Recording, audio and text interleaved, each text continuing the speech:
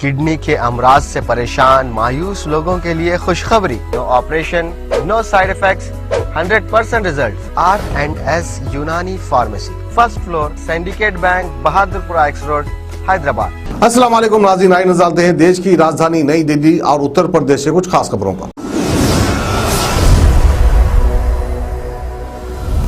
राजधानी के धार्मिक स्थल शनिवार यानी आज से खुल गए हैं। दिल्ली सरकार ने कोरोना नियमों के पालन के साथ इन्हें श्रद्धालुओं के लिए खोलने की परमिशन दे दी है।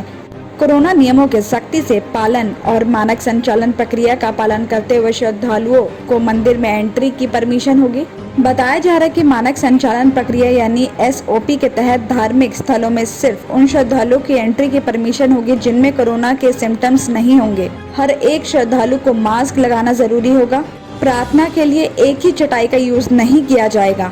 आदेश के मुताबिक धार्मिक स्थल के अंदर प्रसाद बांटना और पवित्र जल के छिड़काव की भी परमिशन नहीं दी गई है। साथ ही मंदिर प्रशासन को बैठने की फैसिलिटी इस तरह करनी होगी जिससे फिजिकल डिस्टेंस बना रहे। साथ ही मंदिर में पहुंचने वाले श्रद्धालुओं को लाइन में दूसरे से कम 6 फीट की दूरी पर खड़ा होना होगा और लाइन के प्रबंधन और परिसर में फिजिकल डिस्टेंस तय करने के लिए एक मार्क्स भी बनाने होंगे। धार्मिक स्थलों पर एनवायरनमेंट और वेंटिलेशन को देखते हुए टेम्परेचर 24 से 30 डिग्री सेल्सियस और ताज़ी हवा के क्रॉस होने का इंतजाम करना होगा। साथ ही धार्मिक स्थलों में भजन कीर्तन की भी परमिशन नहीं मिली है। मंदिर परिसर में सिर्फ रिकॉर्ड किए गए भक्ति गीत बजाने की परमिशन होगी। बताया जा रहा है कि DDMA के ये गाइडलाइंस 15 अक्टूबर की मध्य रात्रि तक जारी रहेंगे।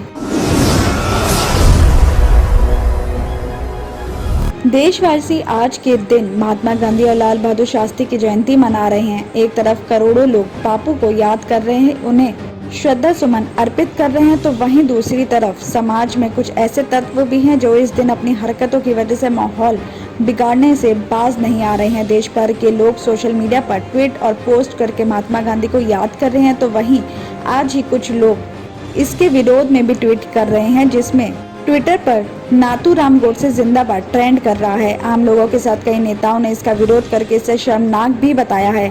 तो वहीं वरुण गांधी ने लताड़ भी लगाई है। सांसद वरुण गांधी ने ट्वीट किया कि भारत हमेशा से ही आध्यात्मिक महाशक्ति रहा है, लेकिन वो महात्मा गांधी ही थे जिन्होंने हमारे देश के अध्यात्म को एक नई पहचान दिलाई और हमें इसे संभालने का नैतिक अधिकार भी दिया, और ये आज की तारीख में ये सबसे बड़ी हमारी ताकत है। और ऐसे में जो लोग आज के दिन गोडसे जिंदाबाद ट्वीट कर रहे हैं वो गैर जिम्मेदाराना रवैया की वजह से देश का सिर शर्म से झुका रहे हैं।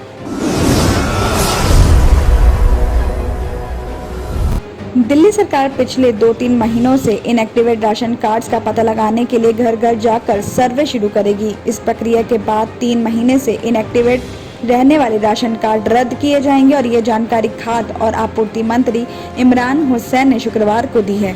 उन्होंने कहा है कि अगले महीने से घर घर जाकर उन लाभार्थियों की जांच की जाएगी जो 2-3 महीने से राशन नहीं ले रहे हैं, और इस दौरान ये भी मालूम किया जाएगा कि वो व्यक्ति अपने गृह नगर गया है या बीमार है। ऐसे वास्तविक मामलों में राशन कार्ड नहीं काटा जाएगा, और अगर कार्ड इनएक्टिवेट है और वो शख्स मौजूद नहीं है या दिल्ली छोड़ चुका है तो ऐसे कार्ड को रद्द किया जाएगा। उन्होंने कहा कि बिना किसी वैध वजह के किसी भी लाभार्थी का राशन कार्ड रद्द नहीं किया जाएगा।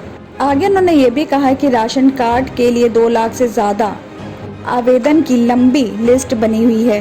दिल्ली के राशन कार्ड्स का कोटा कम से कम 7 से 8 लाख बढ़ाने के लिए उन्होंने केंद्र सरकार के अधिकारियों के साथ मीटिंग्स भी की हैं। केंद्र सरकार से दिल्ली के कोटा को 72.77 लाख से बढ़ाकर 80 लाख करने का अनुरोध भी किया है, लेकिन अब तक कोई प्रगति नहीं हुई है। 2 लाख से ज्यादा राशन कार्ड्स वेटिंग लिस्ट में हैं।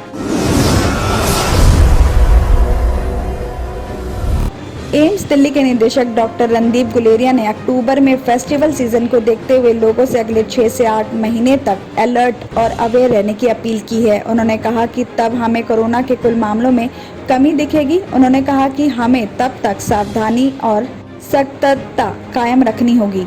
इसके अलावा उन्होंने ये भी बताया कि कोरोना वायरस रोधी वैक्सीन को वैक्सीन से रिलेटेड सभी आंकड़े और शोध WHO में भेज दिए हैं। इसके साथ ही उन्होंने उम्मीद जताई कि इस वैक्सीन के इमरजेंसी यूज की मान्यता जल्द मिल जाएगी। डॉक्टर गुलेरिया ने बताया कि हमें उम्मीद है कि अब जब सभी आंकड़े और शोध दिए जा चुके हैं तो अब ये काम जल्द हो जाएगा। उन्होंने साथ ये भी कहा है कि इससे ट्रैवल करना भी आसान हो जाएगा। इससे लोग खासकर दोनों डोज ले चुके होंगे वो विदेश भी जा सकेंगे। हमने महामारी के दौर से निकलना शुरू कर दिया है, तो ये मंजूरी बहुत जरूरी हो जाती है, जिससे किसी को कहीं क्वारंटीन या आइसोलेट नहीं होना पड़ेगा। यमुना एक्सप्रेसवे के जेवर टोल प्लाजा पर ग्रेटर नोएडा से आगरा की तरफ जाने वाली साइड पर गाड़ियों का लंबा ट्रैफिक जाम लग गया है। खबर मिलने के साथ ही जेवर कोतवाली पुलिस मौके पर पहुंची और प्राइवेट सिक्योरिटी के साथ मिलकर 3 घंटे से जाम खुलवाने की कोशिश किए जा रहे हैं, लेकिन गाड़ियों की लगातार बढ़ती संख्या के चलते जाम खत्म होने का नाम ही नहीं ले रहा है। दरअसल शनिवार को 2 अक्टूबर यानी गांधी जयंती की छुट्टी और कल रविवार होने के चलते लगातार 2 दिन की छुट्टियां पड़ जाने की वजह से दिल्ली एनसीआर के लोगों ने अपने घरों के लिए जाने का फैसला किया। बताया जा रहा है कि सुबह लगभग 8:30 बजे जेवर टोल प्लाजा पर गाड़ियों की लंबी लाइनें लगनी शुरू हो गई। पीछे से बड़ी संख्या में गाड़ियों के जेवर टोल प्लाजा पर पहुंचने के चलते ये लाइनें लगातार बढ़ती चली गई और 2 किलोमीटर से भी लंबी लाइन लग गई। बताया जा रहा है कि दोपहर 12 बजे तक भी जाम खुलवाने में सफलता नहीं मिल पाई। परेशान मायूस लोगों के लिए खुशखबरी, R&S यूनानी फार्मेसी किडनी और गॉल ब्लैडर स्टोन के खात्मे का जरिया। अब UNI स्टोन कैप्सूल्स के जरिए खात्मा कीजिए। No operation, no side effects, 100% result. सिर्फ UNI स्टोन कैप्सूल से मुस्तहिक लोगों के लिए खुसूसी रियायत। फिर से पथरी न होने का मुकम्मल इलाज, दर्द, कॉन्स्टिपेशन और पुराने कब्ज से निजात पाइए। आज ही तशरीफ लाएं। R&S Unani pharmacy, 1st floor, Syndicate Bank, Bahadurpura X road, Hyderabad. Contact 9703 939 436 9063 383760।